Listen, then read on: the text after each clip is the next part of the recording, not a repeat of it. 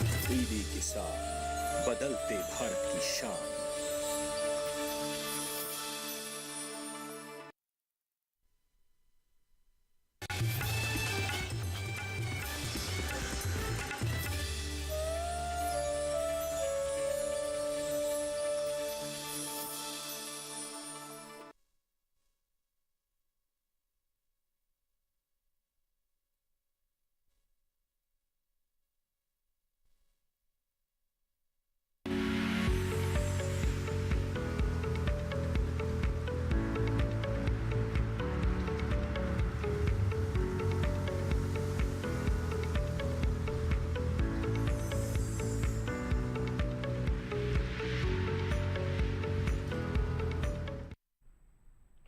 नमस्कार, आप देख रहे हैं दूरदर्शन किसान कार्यक्रम हेलो किसान में आप सभी का स्वागत है। मैं हूं आपके साथ मोनालिसा।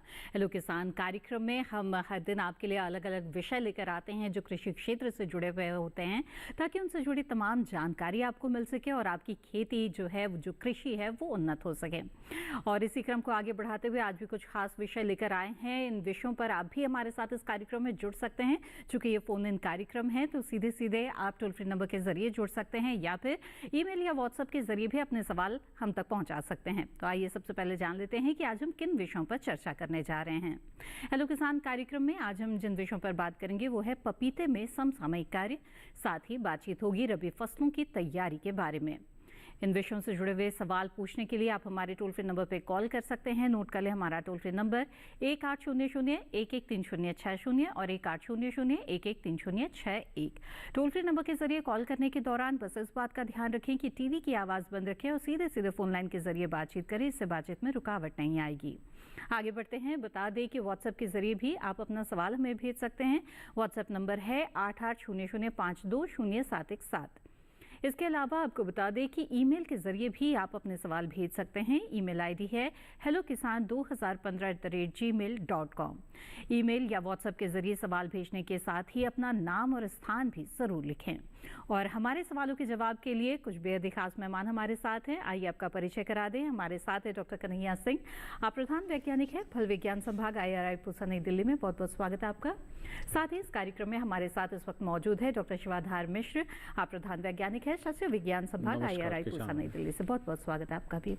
तो आइए बातचीत की शुरुआत करते हैं और पपीते के बारे में सबसे पहले जानते हैं। तो डॉक्टर सिंह, आपसे जानना चाहेंगे कि जो पपीते की व्यावसायिक खेती है वो किसानों के लिए किस तरह से महत्व रखती है, क्योंकि जो पपीता है वो कई तरह से इस्तेमाल किया जाता है, सब्जी के रूप में भी, फल के रूप में भी, और इसकी अपनी अहमियत भी है। तो इसके बारे में भी मैं चाहूँगी कि आप थोड़ा प्रकाश डालें। जैसा कि किसान भाई आप जानते हैं कि यदि हम उष्णकटिबंधीय फलों की बात करें तो उसमें हमारा पपीता और केला दो ऐसे फसल हैं जो कि बहुत ही कम समय में तैयार हो जाते हैं, 1 से 1.5 साल के अंदर तैयार हो जाते हैं और इसमें अच्छी आपको उपज प्राप्त होती है, जिससे कि अच्छा आय प्राप्त होती है। पपीता के बारे में हम सभी जानते हैं कि पपीता अपने आप में औषधि गुणों के साथ साथ बहुत सारे इसके पदार्थ बनाए जा सकते हैं। जैसे कि हम कहते हैं कि विटामिन ए, खासतौर से आम के बाद यदि कोई दूसरा फल है तो पपीता ही है जिसमें कि विटामिन ए बहुत ही प्रचुर मात्रा में पाई जाती है। इसके अलावा इसके कई पदार्थ बनाए जा सकते हैं, जैसे कि कैंडी है, जैम है, जेली है। तो इस तरह से आप किसान भाई पपीता को उगा करके एक व्यावसायिक खेती करके अपना लाभ कमा सकते हैं। बिल्कुल। तो अगर आप इसके व्यवसायिक खेती से जुड़ना चाहते हैं तो क्या करें, और अगर जुड़े हुए हैं, किसी तरह की समस्या है तो इसका क्या निदान हो सकता है, इस पर विस्तार से बातचीत करेंगे। आइए उससे पहले नजर डाल लेते हैं इस रिपोर्ट पर।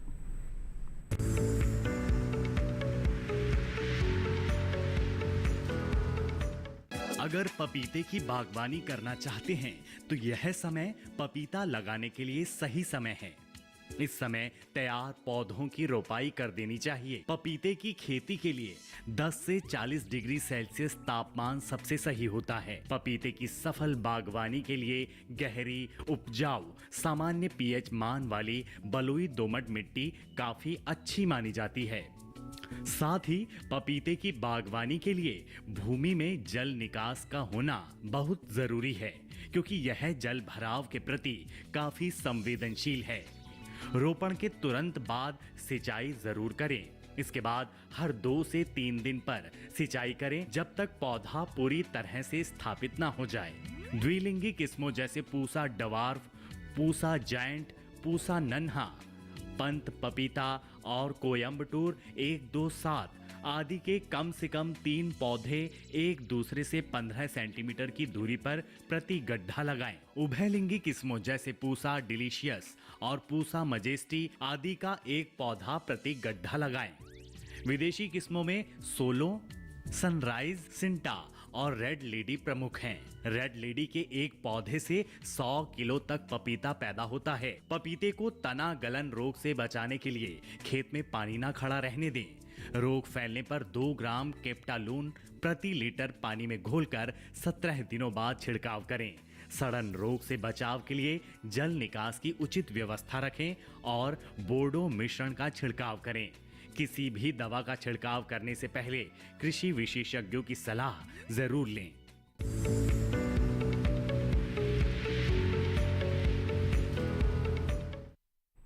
जी हाँ, तो पपीते की खेती पर ये रिपोर्ट आपने देखी। आइए अब बातचीत को आगे बढ़ाते हैं और डॉक्टर मिश्रा आपका रुख करना चाहूंगी। रबी फसलों के बारे में अब आपसे जानना चाहेंगे। हम देश की खाद्य सुरक्षा के लिहाज से भी अगर देखा जाए तो रबी फसलें बहुत महत्वपूर्ण होती है। इनमें खासतौर पे कौन कौन सी फसलें आएंगी और क्या इनका महत्व है, इसके बारे में आपसे जानना चाहेंगे। देखिए, जहाँ तक रबी की फसलों का सवाल है कि हमारा जो मुख्य फसल रबी की फसल है जो धान्य फसलों में आती है वो गेहूं की फसल होती है, जिससे कि करीब आधा धान्य की जो खपत है और जो सप्लाई है इसके द्वारा ही होती है जी। इसके अलावा जौ है, जौ को बहुत कम इलाके में उगाते हैं।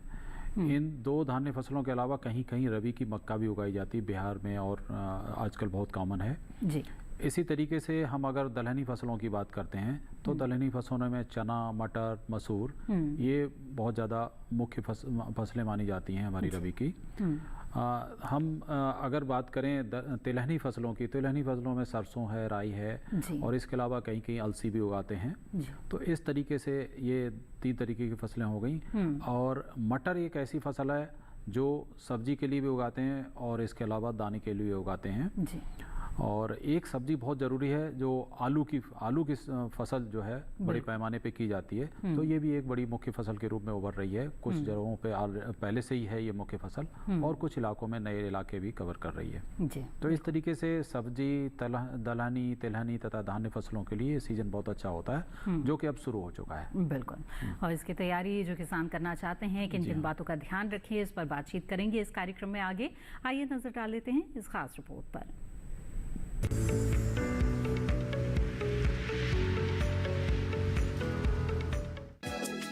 यह समय रबी फसलें बोने के लिए तैयारी करने का है। रबी फसलों में गेहूं, जौ, चना, मटर, मसूर, राई और सरसों जैसी फसलें आती हैं। रबी की फसलों की बुआई से पहले अपने अपने खेतों को अच्छी तरह से साफ सुथरा करें। इसके बाद खेत में सड़े गोबर की खाद का इस्तेमाल करें।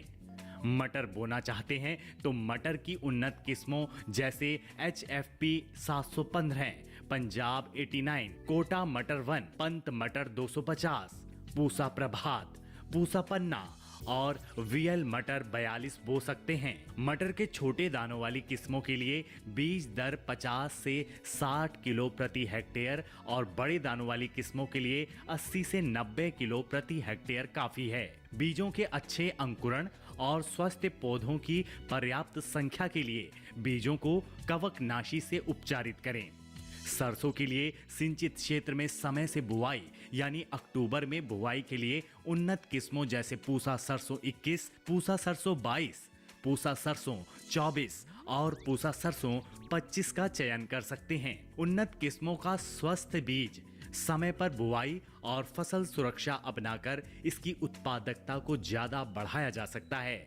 जो किसान मसूर बोना चाहते हैं वो मसूर की उन्नत किस्में जैसे पूसा अगेती, पूसा वैभव, पूसा मसूर और पूसा शिवालिक लगा सकते हैं। पंतनगर 0 टिल सीड ड्रिल से मसूर की बुआई ज्यादा फायदेमंद रहती है। वहीं गेहूं के लिए हमेशा उन्नत, नई और क्षेत्र विशेष के लिए संस्तुत किस्मों का चयन करना चाहिए।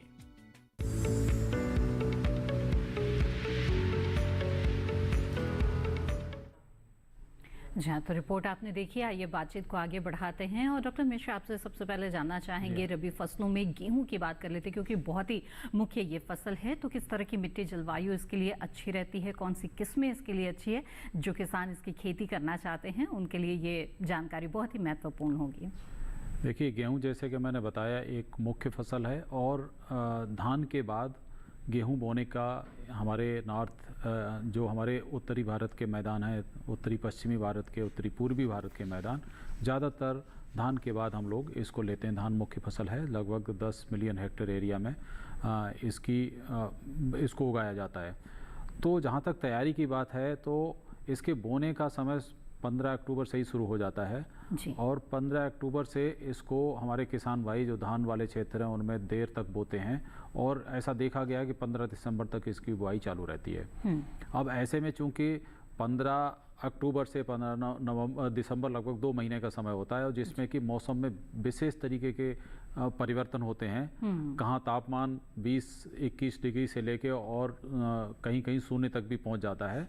तो ऐसे में हमारे किसान भाइयों को ये पता नहीं होता है कि उस समय हम क्या निर्णय लें और कैसे निर्णय लें, कौन सी प्रजाति लगाएं, पानी की सिंचाई कब करें, क्योंकि जब ज़्यादा कम मौसम ठंडा होता है, कम तापमान होता है, तो हम अगर जो पलेवा करते हैं, पलेवा में ही खेत को तैयार होने में 15-15 दिन का समय लग जाता है बोने का समय आने तक। तो ज़्यादातर ये देखा गया है किसान भाई इस बात से परेशान रहते हैं कि खेत तैयार नहीं हुआ और देरी हो गई जी। विशेषकर धान के क्षेत्रों में ऐसा पाया गया है। तो बहुत सारे उपाय भी अपनाते हैं किसान भाई अपने लेवल पे, जैसे धान की पराली को जलाने की समस्या हम सबको विदित है कि किस तरीके से धान की पराली को जलाते हैं कि जल्दी गेहूं की फसल बो सकें। तो मैं किसान भाइयों से यही कहूँगा कि धान की पराली को जलाइए नहीं, उसको सही तरीके से प्रबंधित करिए, जिसके कई तरीके आ गए हैं। और आजकल पूसा डिकम्पोजर नाम से जो हमारे संस्थान ने निकाला है, उस डिकम्पोजर का प्रयोग करके और जो कंबाइन हार्वेस्टर है उसके पीछे जो अटैचमेंट लगता है, उस अटैचमेंट से जो छोटा छोटा हो जाता है पराली, जो कि खेत में वहीं पे गला सकते हैं, सड़ा सकते हैं। तो 15-20 दिन के समय से लेके 1 महीने तक के समय में लगभग वो बोने लायक खेत हो जाता है जी। तो इस प्रकार से हम तैयारी पराली की भी कर सकते हैं। समय से इस तरह से आपने बहुत ही महत्वपूर्ण बात यहाँ पर बताई है कि पराली प्रबंधन जरूर करें, उसे जलाए नहीं, क्योंकि ये बेहद ही ज़रूरी है पर्यावरण के लिहाज से और आपकी खेत की मिट्टी की सेहत के लिहाज से भी। तो बातचीत करेंगे और भी रबी फसलों के बारे में। इस बीच हमारे साथ कॉलर जुड़ गए हैं, उनका सवाल यहाँ पर ले लेते हैं। विपिन जी सागर मध्य प्रदेश से इस वक्त हमारे साथ जुड़े हुए हैं। विपिन जी, स्वागत है आपका, पूछे अपना सवाल। हाँ मैम, नमस्ते। नमस्कार, बताएं।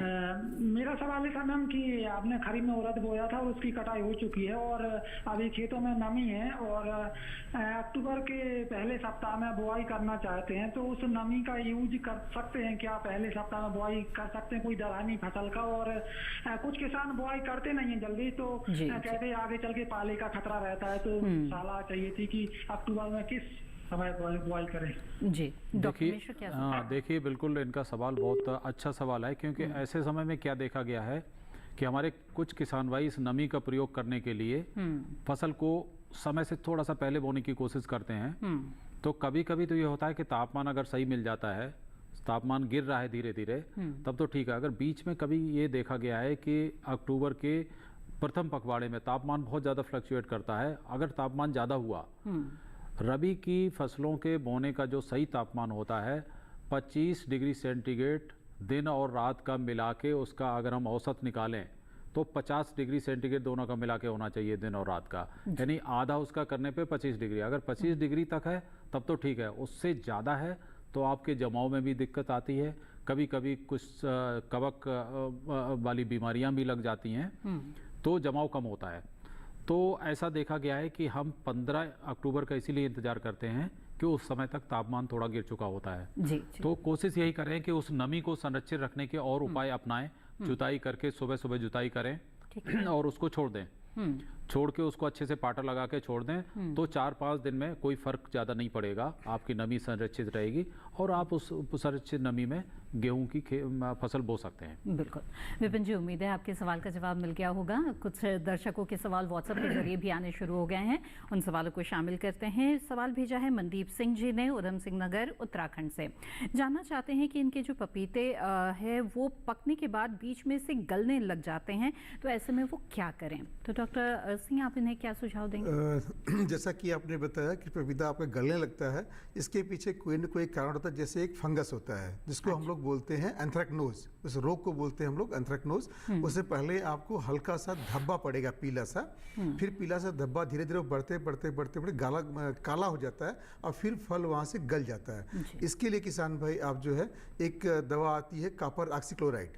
कॉपर ऑक्सीक्लोराइड का 3 ग्राम दवा 1 लीटर पानी में घोल करके बना करके इसका एक अच्छे प्रकार से उसका छिड़काव करवा दें। एक 15 दिन के अंतराल पर। यदि आपका रुक जाता है तो ठीक है, वैसे जनरली रुक जाता है, नहीं तो एक 15 दिन के अंतराल पर, 20 दिन के अंतराल पर एक दोबारा इसी का छिड़काव आप करवा दें। रोग अपने आप ही ठीक हो जाएगा। बिल्कुल। तो मनदीप जी, आपने जाना कि किस तरह से आप इस समस्या से छुटकारा पा सकते हैं। आगे बढ़ते हैं और डॉक्टर सिंह, आपसे जानना चाहेंगे कि पपीते की खेती के लिए किसानों को खेत का चुनाव किस प्रकार से करना होता है? जब भी किसान भाई पपीता की खेती के बारे में आप सोचते हैं तो जो खेत जो होना चाहिए आपका, वो समतल होना चाहिए। समतल का मतलब ये हुआ कि मतलब वहाँ हमको मिट्टी नहीं डाली है, पानी नहीं लगना चाहिए। जैसा कि अभी ये दिखाया भी गया आपको कि पपीता जो है पानी के प्रति बहुत ही संवेदनशील है। यदि 24 घंटे भी पानी आपके खेत में रुक गया तो आपके पपीते के पौधे गल जाते हैं। इसलिए आप जब भी पपीता की खेती करें तो ज़मीन आपकी ऊंची हो, जहाँ पे पानी नहीं लगता हो, बलुई दोमट मिट्टी हो जिसका pH मान सामान्य हो, तथा उसमें भरपूर मात्रा में फर्टिलिटी हो या भरपूर मात्रा में उसमें खाद की मात्रा हो, जिससे कि उसकी हम खेती अच्छी प्रकार कर सकें। तो इस तरह के खेतों का चुनाव करना चाहिए। बिल्कुल। तो इसी तरह से पपीते की खेती और रबी फसलों की खेती के बारे में हमारी बातचीत जारी रहेगी इस कार्यक्रम में। साथ ही आप भी अपने सवालों के साथ जुड़ते रहें, लेकिन फिलहाल वक्त हो गया है एक छोटे से ब्रेक का। जल्द हाजिर होंगे, आप बने रहें दूरदर्शन किसान पर।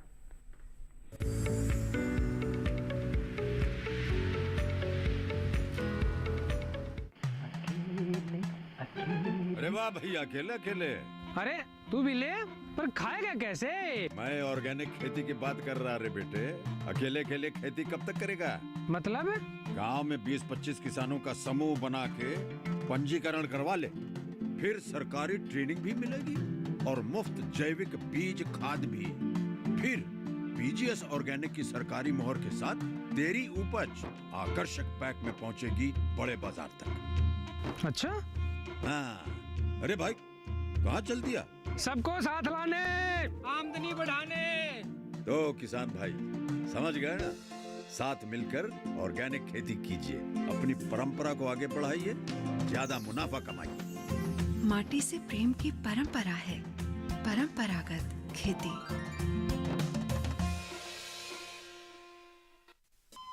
अरे सुन तो। मुझे क्या सुनाना चाहते हो? जो सुनाओ मेरी सौतन को। किसको? अरे वही तुम्हारा मोबाइल फोन जिससे सुबह शाम दिन रात चिपके रहते थे और कहते थे किसान कॉल सेंटर से बातें हो रही हैं। अच्छा ये बात है। हाँ, क्यों? क्या हुआ? अब बात नहीं होती क्या? अब तो झट से बात हो जाती है। ऐसा क्या? हाँ, अब तो ज्यादा लाइनें और खास तकनीक के कारण खेती के माहिरों से तुरंत बात हो जाती है।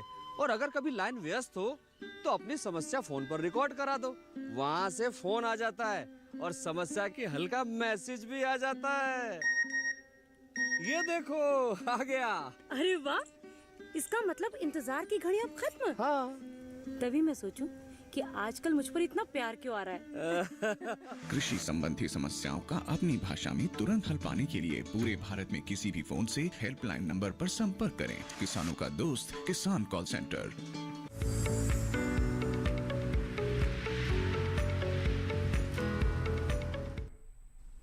ब्रेक के बाद आप सभी का फिर से स्वागत है। आप देख रहे हैं कार्यक्रम हेलो किसान। इस कार्यक्रम में आज हम पपीते में समसामयिक कार्य और रबी फसलों की तैयारी के बारे में बातचीत कर रहे हैं। इन विषयों से जुड़े हुए सवाल पूछना चाहते हैं तो आप हमारे टोल फ्री नंबर पर कॉल कर सकते हैं या फिर व्हाट्सएप या ईमेल के जरिए भी अपने सवाल आप हमें भेज सकते हैं। इस वक्त हमारे साथ एक कॉलर जुड़े हुए हैं, आइए उनका सवाल लेते हैं। नागेंद्र सिंह नेगी जी मंडी हिमाचल प्रदेश से इस वक्त हमारे साथ फोन लाइन पर है। नागेंद्र जी, स्वागत है आपका, पूछिए अपना सवाल। हेलो, नमस्कार मैडम जी। जी नमस्कार, बताएं। मेरा सवाल।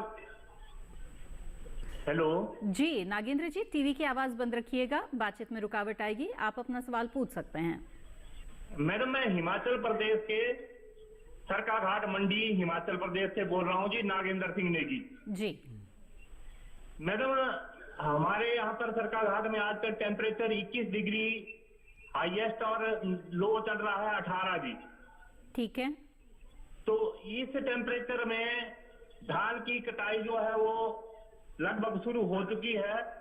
हम लोग साग सब्जी मटर वगैरह वगैरह जो इस मौसम में जो बिजाई होती है वो कब से बीजना शुरू करें, या कि टेम्परेचर कितना इसका होना चाहिए और उसकी भूमि कैसे तैयार की जाए ताकि ऑर्गेनिक खेती हम कर सकें जी। क्योंकि अब ओले पड़ने भी शुरू होते हैं, ऐसे टेम्परेचर लगातार जो डाउन हो रहा है जी। ठीक है, आइए। हाँ नेगी जी, आप बहुत सही समय पर और सही जगह से बोल रहे हैं कि आप देखिए कि आपके यहाँ धान कट रहा है, धान को तुरंत काट कर अपना उसकी गहाई करके उसको सुखा के आप रख लीजिए या जैसे भी बेचना उसको बेच लीजिए।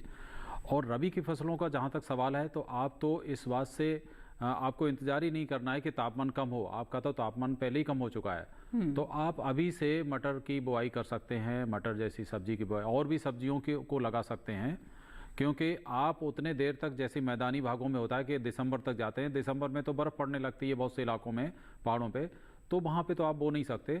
तो यही उचित समय है कि आप जो भी रबी की फसलें लगाना चाह रहे हैं उनको लगा सकते हैं। अब से लेके पूरे अक्टूबर में आप लगाइए और देखेंगे आपको अच्छी पैदावार। आप मुझे लग रहा है लगाते ही हैं, मुझे तो ऐसा लग रहा है लगा ही रहे होंगे इस समय, क्योंकि मटर की ज़्यादातर जो अगेती मटर की पहली हार्वेस्ट होके आती है बाजार में वो सबसे पहले पहाड़ से हिमाचल से ही आती है।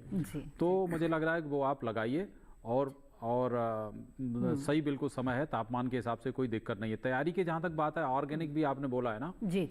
तो ऑर्गेनिक के लिए है कि कोशिश ये करते हैं कि धान की कटाई जैसे हो रही, आप तो सड़ी हुई खाद होनी चाहिए एक तो अच्छे से, और अगर हम इस तरीके से गोबर की खाद या कोई भी खाद प्रयोग करते हैं जब खेत में, अगर उसे 2 हफ्ते पहले अगर डाल सके बोने के तो बहुत अच्छा रहता है। चूंकि आपके पास समय कम है तो अगर सड़ी हुई अच्छी सी है तो आप 1 हफ्ते पहले भी डाल सकते हैं बोने के, और अच्छे से खेत में मिला देना चाहिए जिससे कि बोने के समय तक वो अच्छे से मिली हुई हो और उसमें से जो पोषक तत्व हैं उनको निकलना शुरू हो जाए, रिलीज होना शुरू हो जाए, जिससे कि फसल ले सके। तो आप थोड़े पहले गैप देके जो ऑर्गेनिक खाद है उसको प्रयोग करें, उसके बाद फसल को बोएं। जी। तो नागेंद्र जी, उम्मीद है इन जानकारियों का लाभ आप ज़रूर उठाएंगे और बहुत ही सफलतापूर्वक जैविक खेती आप अपने क्षेत्र में कर पाएंगे। आगे बढ़ते हैं और इस वक्त हमारे साथ एक और कॉलर जुड़ गए हैं, उनका सवाल ले लेते हैं। देवी सिंह जी जोधपुर राजस्थान से हमारे साथ फोन लाइन पर हैं। देवी सिंह जी, स्वागत है आपका, पूछे अपना सवाल। हाँ जी बताएं। हाँ, देवी सिंह जोधपुर राजस्थान से बोल रहा हूँ जी। क्या जानना चाहते हैं? मैं ये जानना चाहता हूँ रबी फसल में अपने सौंफ, देसी जीरा और इसबगोल कब बोए हैं जी? इसबगोल, ठीक, इसबगोल और सौंफ। हाँ, सौंफ, ये रबी इसबगोल और देसी जीरा। जैसे सौंफ आप पूछ रहे हैं, सौंफ तो रबी की फसल ही है और इसका भी बाकी रबी की फसलों का जो हम इंतजार करते हैं थोड़ा तापमान कम हो, जमाव के लिए हम कोशिश यही करते हैं कि नवंबर का प्रथम सप्ताह अच्छा माना जाता है, नवंबर के प्रथम सप्ताह से बुआई आप कर सकते हैं। लेकिन आप जैसे कहीं कहीं पे नमी, संरक्षित नमी की जब बात होती है तो आखिरी सप्ताह जो अक्टूबर का होता है वो ज़्यादातर रबी फसलों के लिए अच्छा होता है। इसलिए आप रबी फसलों की बुआई जो बारानी खेती, मतलब जहाँ पे संरक्षित नमी पे अगर बुआई करना चाह रहे हैं तो अक्टूबर के आखिरी सप्ताह से लेकर नवंबर के प्रथम सप्ताह तक कर ही दें, और अगर आपके पास सिंचित भाग है तो आप 15 नवंबर तक भी जा सकते हैं। जी। देवी सिंह जी, उम्मीद है आपके सवाल का जवाब मिल गया होगा। कुछ सवालों को शामिल कर लेते हैं जो व्हाट्सएप के जरिए आ रहे हैं।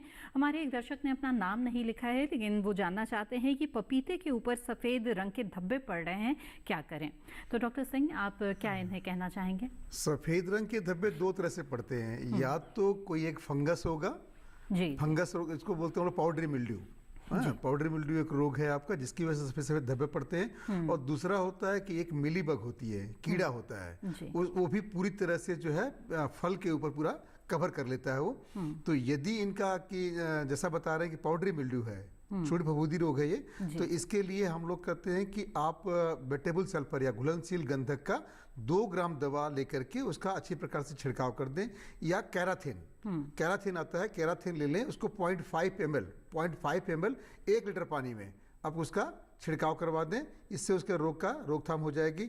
जहाँ तक रही मिलीबग की बात, मिलीबग बहुत ही एक तरह से माने जैसे कि बहुत ही नुकसानदायक कीड़ा है। एक बार फसल में आ गया तो वो जल्दी खत्म नहीं होता है, क्योंकि उसके ऊपर बहुत सारी दवाओं का प्रभाव भी नहीं पड़ता। फिर भी आप यदि उसको कंट्रोल करना है तो मार्शल नाम की एक दवा आती है, मार्शल का 0.5 ml दवा 1 लीटर पानी में घोल करके आप उसका छिड़काव कर दें। यदि ये है तो मिलीबग है तो उससे उसका रोकथाम हो जाएगी। जी बिल्कुल। आइए अब आगे बढ़ते हैं, अगला सवाल लेते हैं। अगला सवाल भेजा है अनुराग सोनकर जी ने छत्तीसगढ़ से। इनका कहना है कि छत्तीसगढ़ में रबी के लिए साठिया धान लगाना है, पानी की कमी है, तो धान समय पर पक जाए उसके लिए उर्वरक प्रबंधन बताएं। जी डॉक्टर मिश्र। देखिए, धान का जहाँ तक मुख्य फसल तो धान हमारी बरसात की फसल होती है। अब चूँकि धान के फसल का सही समय तो नहीं है, ये रबी की फसल नहीं है, तो मुझे ये लग रहा है कि धान की फसल का समय निकल चुका है। और जहाँ तक साठिया धान की बात है तो साठिया धान के निकलने का मुझे लग रहा है देर हो चुकी है। उचित समय क्या होता है साठिया धान अगर लेना ही चाहते हैं? असल में ऐसा होता है, साठिया धान थोड़ा जल्दी तैयार होता है, 60 दिन में पक के तैयार होता है। कुछ प्रजातियां ऐसी होती हैं जो जल्दी पक के तैयार होती हैं। तो उन प्रजातियों के लिए जैसे साठिया नाम से विदित है, तो इनके लिए पोषक तत्व जैसे बाकी धान के लिए जरूरत पड़ती है, जो धान 100 दिन या 100 दिन से ज़्यादा का होता है, तो उसको पोषक तत्वों की ज़्यादा जरूरत पड़ती है। इसी हिसाब से इनमें पोषक तत्वों की कम जरूरत पड़ती है। जैसे नाइट्रोजन को ही ले लें, अगर 80 से 100 किलोग्राम नाइट्रोजन प्रति हेक्टेयर पर्याप्त होगा साठिया धान के लिए, और जबकि लंबे अवधि के धान के लिए हम ये 120 से लेकर 150 किलोग्राम नाइट्रोजन भी देते हैं। तो अवधि के हिसाब से पोषक तत्वों का प्रयोग करते हैं। जैसे 60 से 80 किलोग्राम फास्फोरस है तो उसकी जगह हम उसको 40 से 50 किलोग्राम ही कर देंगे।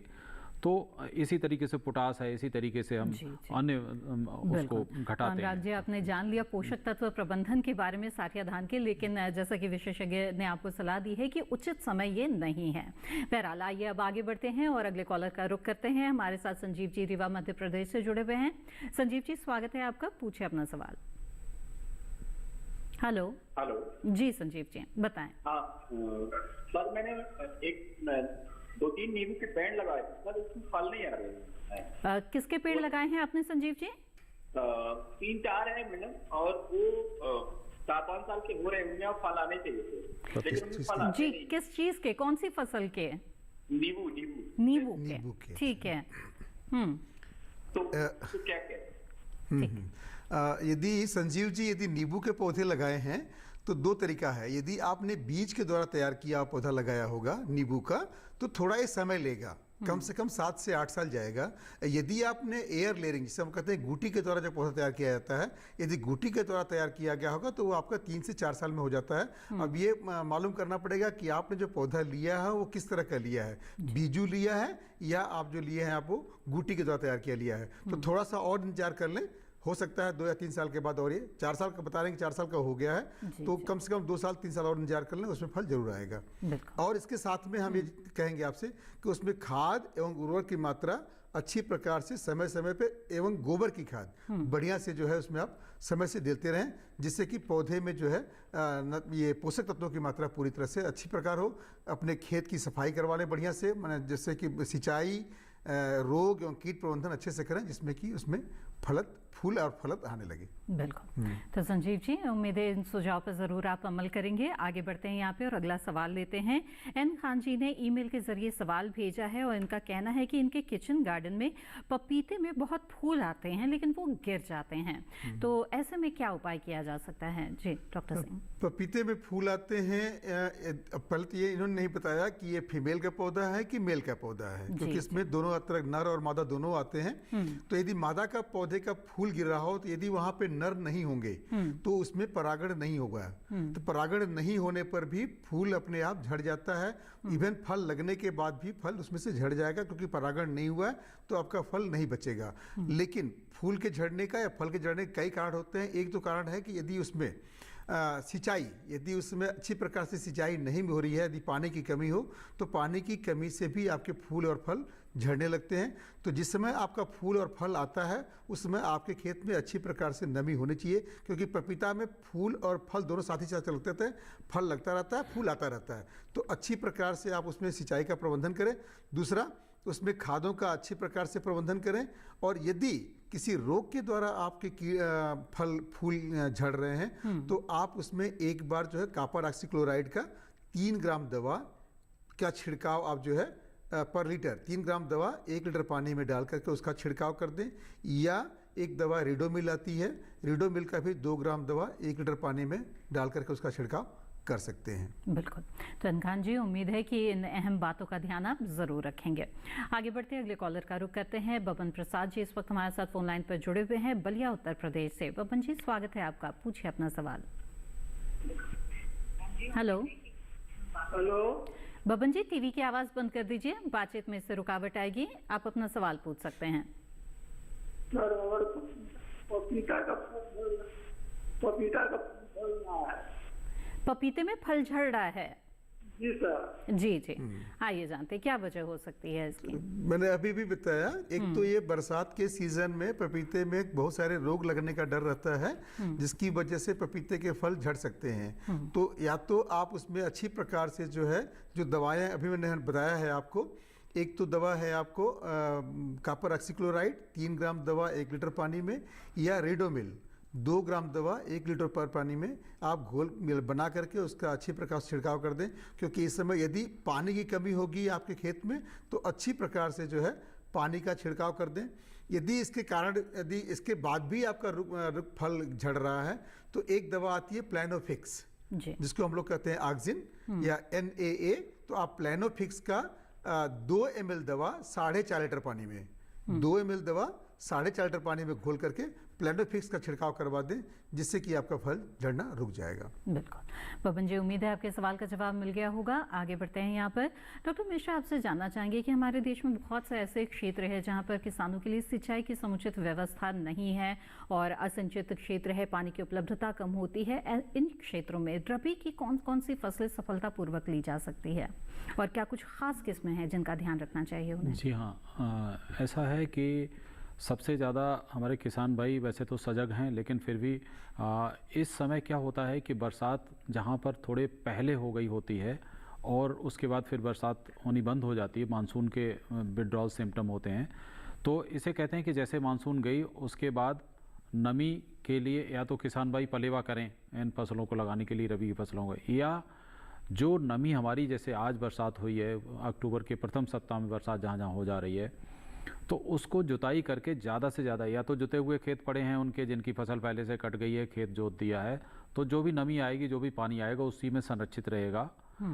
और दूसरा ये है जहाँ पर खेत जुत नहीं पाया, बरसात हो गई है ठीक ठाक, तो वहाँ जैसे ही ओट आए वैसे ही उसको जुताई करें और जुताई करके अच्छे से पाटा लगा के उस खेत को छोड़ दें। तो ऐसा देखा गया है कि 3 सप्ताह तक या हो सकता है कभी कभी महीने भर तक नमी अच्छी संरक्षित रहती है और एक महीने भर बाद भी फसल को बोएं तो पर्याप्त नमी मिल जाती है जिससे कि पूरा जमाव हो सके। तो एक तो नमी संरक्षित करने का बहुत बढ़िया तरीका है और हमारे किसान भाइयों को इस मामले में पता है कि जब जुताई भी करें तो उनको ये पता होना चाहिए कि ज़्यादातर किसान भाई करते भी हैं कि सुबह सुबह ही जुताई करते हैं, कि सुबह जब तक धूप निकले तब तक वो जुताई करके खेत में पाटा लगा देते हैं, जिससे कम नमी उड़ती है। और कभी कभी ये होता है कहीं ओस ज़्यादा पड़ती है, उस ओस की नमी को भी उसमें शामिल हो जाती है और वो भी आपके जमाव के लिए सहायक होती है। तो एक तो ये हुआ। दूसरे, आप ज़्यादा से ज़्यादा जो हमारी जैविक खादें हैं उनका प्रयोग करें। जैविक खादें जहाँ पे ज़्यादा प्रयोग होती हैं उनमें क्षमता होती है कि वो जो ज़्यादा दिन तक नमी को रोक कर अपने में रखती हैं ऐसी भूमियाँ, और ऐसी जगह पर आप मान के चलिए अगर 15 दिन बिना जैविक खाद के तो 20 दिन बाद आप उससे बो सकते हैं, तब तक आपकी नमी संरक्षित रहेगी। तो 4-5 दिन का अंतर उससे हो जाता है। तो इस प्रकार से दूसरा उपाय। तीसरा उपाय, जैसा आपने प्रजातियों की बात कही, तो हर एक फसल की बहुत सारी ऐसी प्रजातियां हैं जो हमारे वैज्ञानिकों ने निकाली कि जो पर्याप्त जहाँ पे सिंचाई के साधन है वहाँ के लिए अलग प्रजातियां हैं, और जहाँ पर बारानी खेती है या वर्षा आधारित है या जहाँ कम नमी है तो उसके लिए, जैसे गेहूँ का ही हम एक उदाहरण लेते हैं, तो इसमें कुछ ऐसी प्रजातियां हैं जैसे बिल्कुल नई निकली हुई प्रजातियों को, जैसे WH है 1402, इसी तरीके से SD 2888 है, SDR 77 है। तो तो इस प्रकार की बहुत सारी प्रजातियां अलग अलग जोन के लिए, अलग जगहों के लिए प्रचलित हैं, जो कि कम पानी में या जहां पर पानी के साधन नहीं है वहां पे भी ये अच्छी उपज दे जाती हैं। तो किसान भाइयों को चाहिए कि अपने क्षेत्र विशेष की प्रजातियों को कृषि विज्ञान केंद्र या पास के जो भी संस्थान हैं उनसे पता करके और उस तरीके की फसलों को की प्रजातियों को बोएं कि हमारे पास पानी नहीं है तो हम उसमें कैसे पैदावार ज़्यादा लें। बिल्कुल। तो ये कुछ अहम जानकारियां सिंचित क्षेत्रों के लिए। इसी तरह से बातचीत हमारी जारी रहेगी, लेकिन फिलहाल कार्यक्रम में वक्त हो गया है एक और छोटे से ब्रेक का। आप बने रहें दूरदर्शन किसान पर।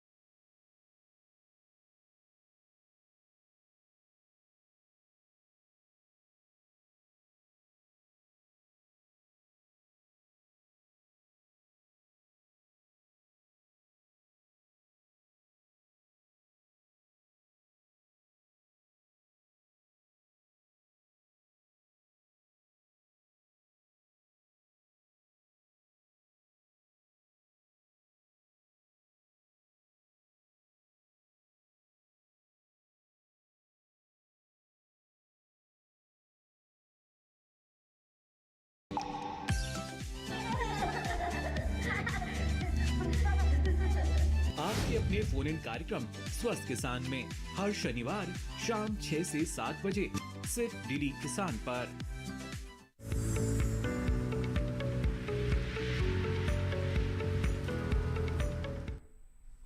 ब्रेक के बाद आप सभी का फिर से स्वागत है। आप देख रहे हैं कार्यक्रम हेलो किसान। इस वक्त हमारे साथ एक कॉलर जुड़े हुए हैं, आइए उनका रुख करते हैं। जय कुमार जी मुंगेर बिहार से इस वक्त हमारे साथ फोन लाइन पर हैं। जय कुमार जी स्वागत है आपका, पूछे अपना सवाल।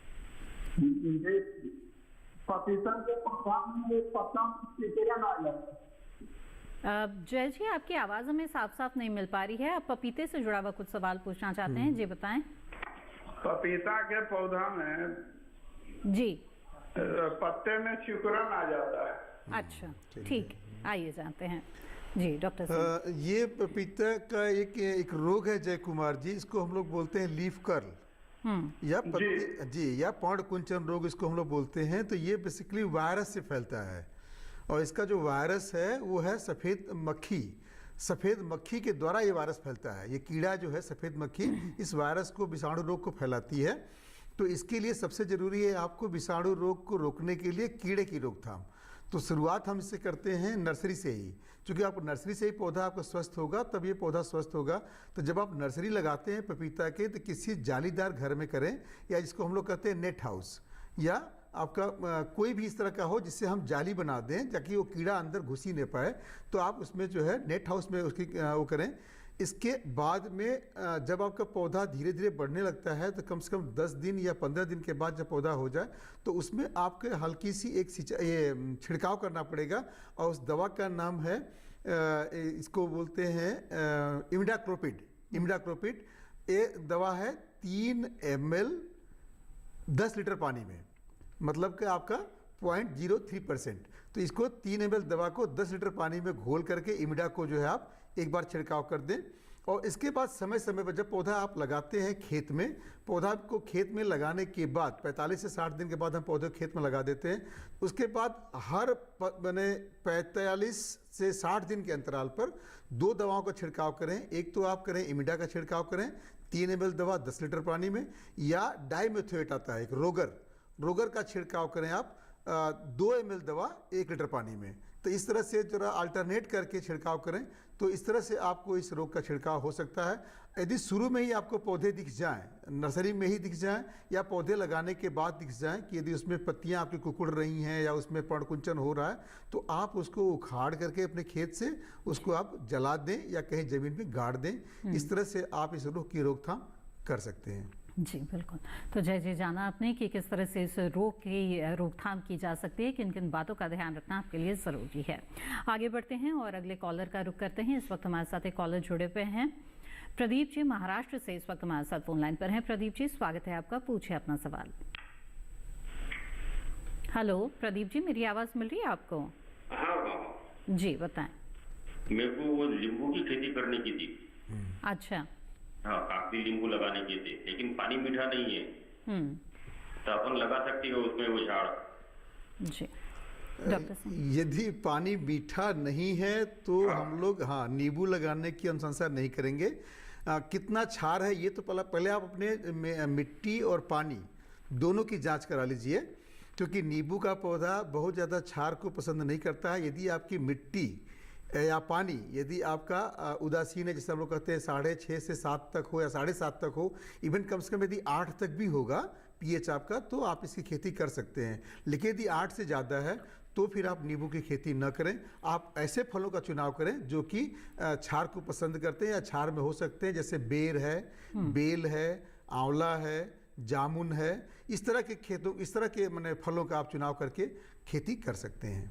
बिल्कुल। तो प्रदीप जी, उम्मीद है आपके सवाल का जवाब मिल गया होगा। आगे बढ़ते हैं यहाँ पर, और बहुत सारे सवाल हमारे दर्शकों के लगातार पहुंच रहे हैं, लेकिन बातचीत को यहाँ पर और आगे बढ़ाते हुए डॉक्टर मिश्र आपसे जानना चाहेंगे कि जो रबी की फसल की तैयारी करना चाहते हैं, बीजों का प्रबंध करना हो, उन्हें तैयारी करनी हो, तो इसमें किन बातों का ध्यान उन्हें रखना चाहिए? देखिए, किसी भी फसल के लिए सबसे मुख्य चीज़ बीज ही होती है।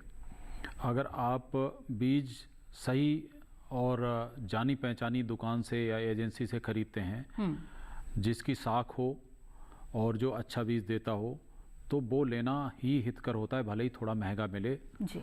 कभी कभी ये देखा गया है कि हम बीज ले आए बिना किसी जाने हुए स्रोत से और बीज लगा दिया, जमाव कम हुआ, और जमाव कम हुआ तो आधी फसल तो आपको उतनी मेहनत करनी पड़ रही, उतनी लागत लगानी पड़ रही, लेकिन आपके पौधे उतने नहीं हैं, तो उपज अपने आप कम हो जाएगी। तो इस चीज़ का विशेष ध्यान रखें कि सही जगह से सही प्रजाति का बीज आप खरीद कर लाएं। दूसरा, बीज को कुछ ऐसे हैं कि आपने खर्चा तो कर दिया बीज खरीदने पे, उसके बाद उस बीज को लगाना कैसे है कि सही दूरी पे भी लगे, सही गहराई पे भी लगे, और जब हम बीज लगाएं तो उसमें नमी खेत में इतनी हो कि उसका जमाव सही हो जाए, और समय से लगे। समय से लगाने की जो चीज़ें होती हैं, जो किसी चीज़ का जो समय है, अगर आप चूक गए तो पूरी लागत तो आपकी लगेगी, लेकिन पैदावार कम हो ही जाएगी, ये सबको पता है। जी। तो ये समय से बोना, समय से लगाना एक ऐसी चीज़ है कि जिसमें अतिरिक्त लागत नहीं लगती, लेकिन अतिरिक्त फायदा हो सकता है। तो हमारे किसान भाइयों पे मैं विशेषकर जोर यही देना चाहूँगा कि किसी भी फसल को समय से लगाएं जो उसका उपयुक्त समय है, तो आपको ज़्यादा फायदा हो सकता है उतनी ही लागत में, बशर्ते देर से या पहले बोने से जो नुकसान हो सकता है। आइए आगे बढ़ते हैं, कुछ और सवालों को शामिल कर लेते हैं। व्हाट्सएप के जरिए सवाल भेजा है प्राण सिंह लोधी जी ने मध्य प्रदेश रायसेन से। जानना चाहते हैं कि पपीते में नर और मादा पौधे को कैसे पहचानें? जी। नर और पौधे की पहचान करना बहुत ही आसान है, लेकिन अब यह है कि जब आप उसमें फूल आएगा तभी पहचान कर पाएंगे किसान भाई। नर फूल का सबसे बड़ी पहचान ये है कि नर का फूल जो है वो गुच्छों में आता है, हमेशा गुच्छे में आएगा, वो कभी भी सिंगल या डबल में नहीं आएगा। जबकि वही जो मादा का जो फूल होता है, फीमेल का होता है, वो सिंगल आता है, या तो सिंगल फूल होगा या उसके साइड से 2 फूल लगे होते हैं। ये सबसे बड़ी पहचान वही है कि उसमें सिंगल या साइड से 2 फूल लगे रहते हैं। लेकिन जब भी नर का पौधा आएगा वो गुच्छों में आएगा। एक पहचान और होती है, हम इसको कह नहीं सकते कि कंफर्म, नर के पौधे में फूल पहले आता है, हमेशा पहले नर आता है, उसके बाद फीमेल में फूल आता है।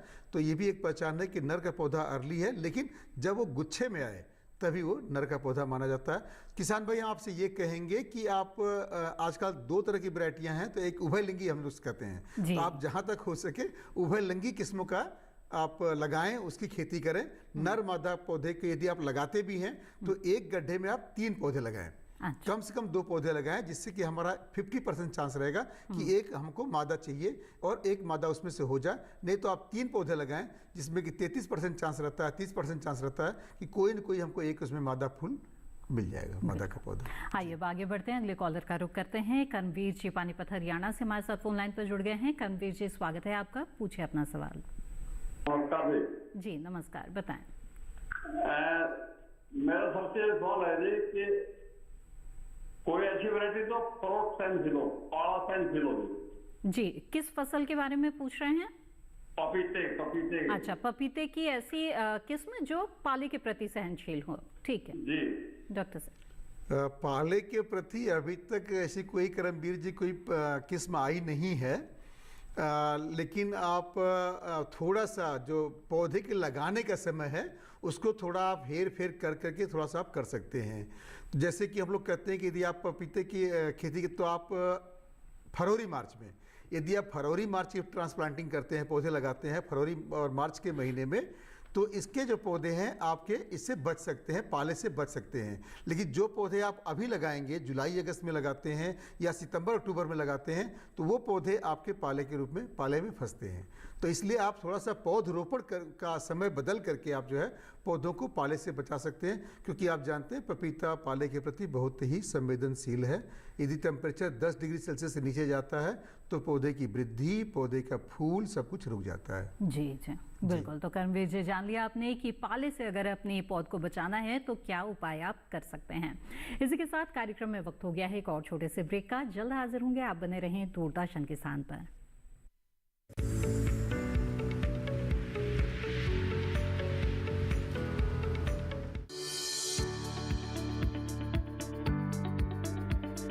कृषि और पशुपालन है एक दूसरे के पूरक। घर आंगन से लेकर व्यावसायिक फार्म तक, मुर्गी पालन से लेकर रेगिस्तान के जहाज तक, बीमारियों से अब पशुपालक ना हो परेशान। विशेषज्ञ करेंगे आपकी समस्या का समाधान। जुड़िए हमसे, पूछिए अपने सवाल। ईमेल के जरिए भी आप हमारे साथ जुड़ सकते हैं। हमारी ईमेल आईडी है ddkisanapc@gmail.com। हमारे टोल फ्री नंबर हैं 1800-113060 और 1800-113061। देखिए अपना पशु चिकित्सक हर रविवार शाम 6:30 बजे दूरदर्शन किसान चैनल पर।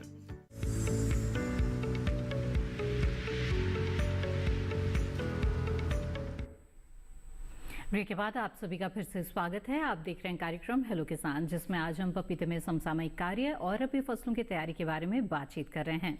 हमारे दर्शकों के लगातार सवाल आ रहे हैं, आइए कार्यक्रम में शामिल करते हैं इन सवालों को। एक सवाल ईमेल के जरिए भेजा है एन खान जी ने और जानना चाहते हैं कि कम सिंचित वाले क्षेत्रों के लिए गेहूँ की कौन सी किस्म अच्छी रहेगी। डॉक्टर मिश्र, क्या सुझाव देंगे? ये कहाँ से बोल रहे हैं? थोड़ा ये क्षेत्र क्या नाम इन्होंने नहीं अच्छा नहीं लिखा, ठीक है, तो अच्छी बात है, कोई बात नहीं। मैं इनको ये बताना चाहूँगा कि जो कम पानी के लिए जो हमारी गेहूं की प्रजातियां निकाली गई हैं, अगर ये उत्तरी पश्चिमी मैदानों को में जिसमें पंजाब, हरियाणा, राजस्थान का कुछ हिस्सा, उत्तर प्रदेश का हिस्सा आता है, पश्चिमी उत्तर प्रदेश का, तो उसमें ये WH1402 एकदम नई प्रजाति है, उसको ये लगा सकते हैं, उसका WH1402।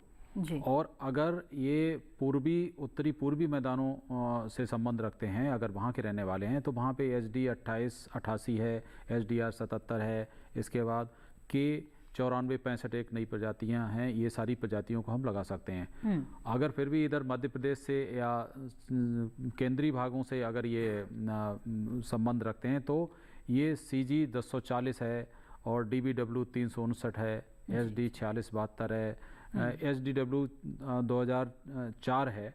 तो इस तरीके की कई प्रजातियां अलग अलग क्षेत्रों के हिसाब से हैं। तो आप जिस क्षेत्र को में रहते हैं उसके हिसाब से इनका चुनाव कर सकते हैं और इन प्रजातियों को लेकर रख सकते हैं। तो असिंचित क्षेत्रों के लिए भी बहुत सारी प्रजातियां हैं, लेकिन हमारी गुजारिश इसीलिए आपसे हमेशा रहती है कि अपने सवाल भेजने के साथ साथ अपना नाम और स्थान खासतौर पर ज़रूर लिखें।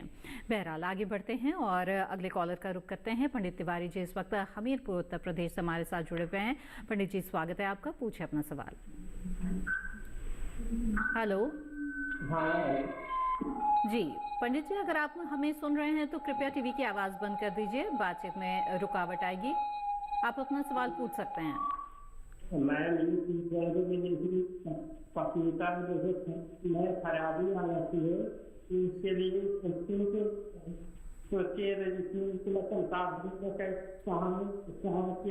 पंडित जी, आपकी आवाज हमें साफ साफ नहीं मिल पा रही है, लेकिन पपीते में किसी तरह की खराबी की आप बात कर रहे हैं, तो किस तरह की समस्या आप पपीते में आ रही है? कीड़े पड़ जाते हैं। अच्छा, कीड़े लग रहे हैं।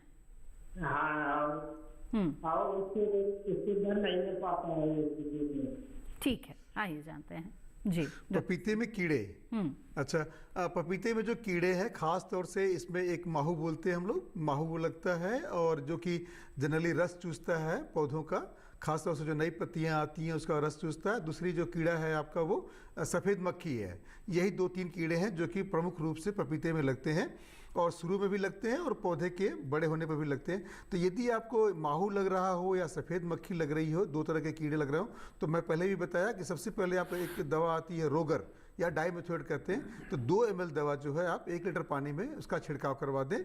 इसके अलावा यदि इसके भी कंट्रोल नहीं हो रहा है तो आप इमिडा या कॉन्फिडोर जिसको बोलते हैं हम लोग, ये 3 ml दवा 10 लीटर पानी में इसका भी छिड़काव कर सकते हैं। यदि आपको ऑर्गेनिक की बात करते हैं तो नीम आयल, यदि आपको नीम आयल मिलता हो तो नीम आयल जो है आप जो है 10 ml जो है आप 1 ml जो है 1 लीटर पानी में आप जो है उसका छिड़काव कर सकते हैं। 1 ml दवा 1 लीटर पानी में इस तरह से छिड़काव कर सकते हैं आप जी। पंडित जी, उम्मीद है आपके सवाल का जवाब मिल गया होगा। एक और सवाल ले लेते हैं जो व्हाट्सएप के जरिए भेजा है। अजय कुमार सिंह जी ने बरेली उत्तर प्रदेश से जानना चाहते हैं कि IRI या अन्य किसी संस्था की पपीते की लाल गूदे वाली प्रजाति बताने का कष्ट करें जी।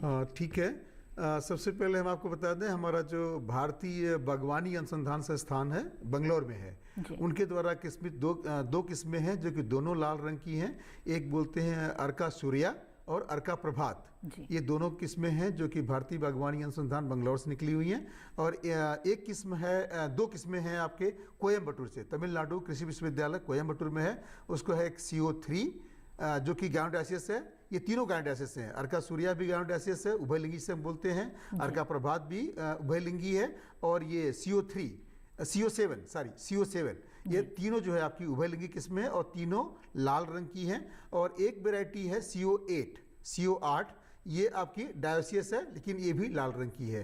तो ये किस्में हमारे भारतीय कृषि अनुसंधान परिषद के द्वारा निकाली गई हैं। हमारे संस्थान की अभी तक कोई ऐसी किस्म नहीं है। अभी हमारे संस्थान की एक नई किस्म आई है पूसा पीत, लेकिन उसका जो है गुदा आपका पीला है। ठीक है, तो अजय जी उम्मीद है आपके सवाल का जवाब मिल गया होगा। आगे बढ़ते हैं, अगले कॉलर का रुख करते हैं। गौरी शंकर जी मुजफ्फरपुर बिहार से हमारे साथ है। गौरी शंकर जी स्वागत है आपका, बताइए क्या जानना चाहते हैं? जानना चाहते हैं जी, मुजफ्फरपुर बिहार से बोल रहे हैं। ठीक है, नया जो वैरायटी ज्यादा ईल्ड देने वाला हो और पेड़ गिर नहीं, किसकी नई वैरायटी के बारे में जानना चाहते हैं? गेहूं का। गेहूं, ठीक है, अच्छा, बिल्कुल, आइए जानते हैं जी। डॉक्टर बिल्कुल, आप बिहार से बोल रहे हैं, तो बिहार के लिए हमारी बहुत सारी प्रजातियां हैं और जो कि आप बोल सकते हैं, जैसे HD 3118 है, जिसे पूसा बसला भी कहते हैं, HD 3171 भी है, HD 2733 है, HD 2824 भी है। तो इस तरीके से ये 4-5 प्रजातियां ऐसी हैं जिनमें जो आप कहते हैं गिरे नहीं, तो जिसमें लॉजिंग रेसिस्टेंस कहलाती है कि इसमें गिरने की संभावना कम होती है। हालांकि ज़्यादा आंधी तूफान आजकल हमने देखा है कि जब फसल के पकने का समय होता है तो काफ़ी मौसम ख़राब हो जाता है और फसलें ज़्यादातर प्रजातियां गिर जाती हैं।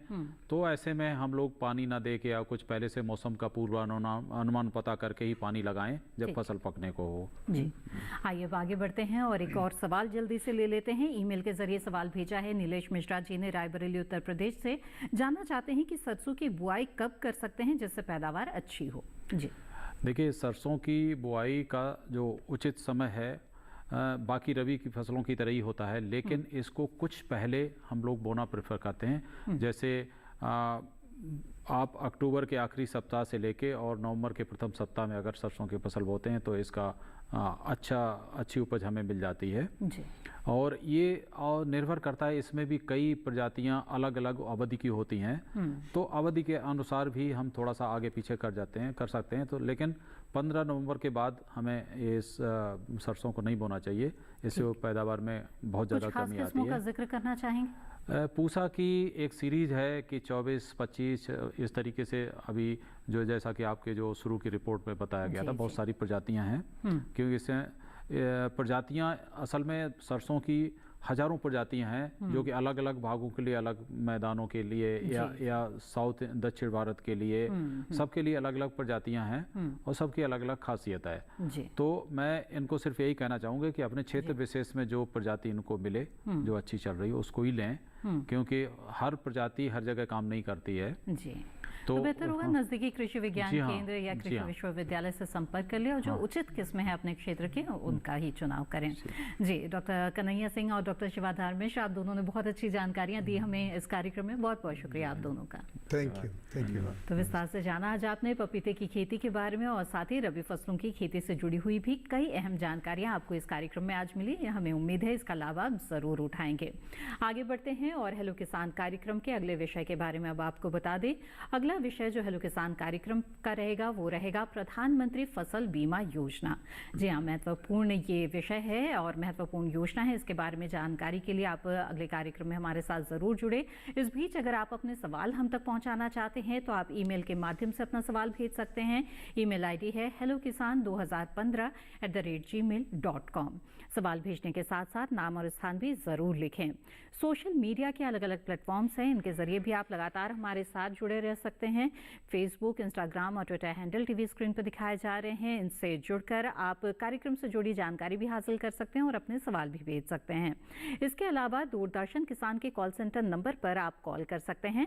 हमारा टोल फ्री नंबर है 1800-113060। सोमवार से शनिवार सुबह 6 बजे से रात 10 बजे के बीच कॉल करके आप अपने सवाल दर्ज करा सकते हैं। इन सवालों को कार्यक्रम में शामिल करने की पूरी कोशिश की जाएगी। इसके साथ ही कभी भी आप हेलो किसान कार्यक्रम को देख सकते हैं यूट्यूब चैनल के माध्यम से। अगर आप हमारे यूट्यूब चैनल से जुड़ना चाहते हैं तो टीवी स्क्रीन पर दिखाए जा रहे इस QR कोड को स्कैन करें। इससे आप जुड़कर हेलो किसान के किसी भी एपिसोड को देख सकते हैं और तमाम जानकारियां दोबारा हासिल कर सकते हैं। इसी के साथ हेलो किसान में आज बस इतना ही। हमें दीजिए इजाजत। आप बने रहें दूरदर्शन किसान पर। नमस्कार।